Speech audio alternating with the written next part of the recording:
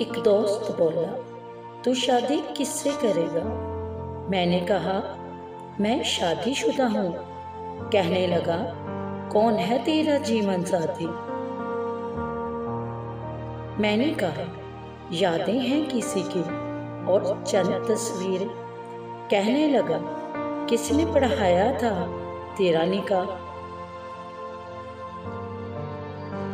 میں نے کہا، مستقبل کے خوابوں نے۔ وہ بولا، کیسی گزر رہی ہے زندگی؟ میں بولنے والا ہی تھا کہ آنکھوں سے آنسو چھلک پڑے۔ وہ بولا، اسے چھوڑ کیوں نہیں دیتے؟ میں نے کہا، حق مہر میں اپنی سانسیں لکھی ہوئی ہیں۔